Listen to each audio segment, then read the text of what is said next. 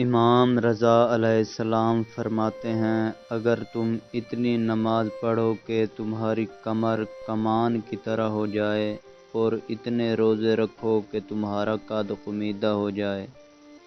ہرگز اللہ تعالیٰ تمہارے یہ اعمال بغیر تقوی کے قبول نہیں کرے گا۔ اللہ نے تمام جن و انس کو خلق کیا ہے اور ان کی خلقت کا ہدف اور مقصد اپنی عبادت اور بندگی کو قرار دیا ہے، جیسا کہ قرآن میں فرمایا، اور میں نے جنوں اور انسوں کو پیدا نہیں کیا مگر اس لیے کہ وہ میری عبادت کریں۔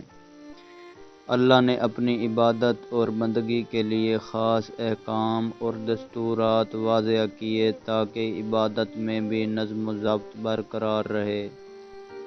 اور ہر کوئی اپنے اعتبار سے جس طرح چاہے عبادت نہ کر سکے۔ انسانوں اور جنوں کی رہنمائی کے لیے کچھ افراد کو بعنوان رہبر، ہادی اور رہنما معین کیا تاکہ وہ احکام الہی اور اس کے فرامین کو ان تک پہنچا سکے،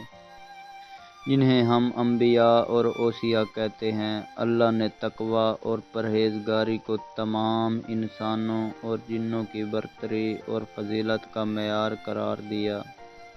لہٰذا جو جتنا متقی اور پرہیزگار ہوگا اللہ کے نزدیک اتنا ہی زیادہ بافضیلت اور صاحب برتری ہوگا۔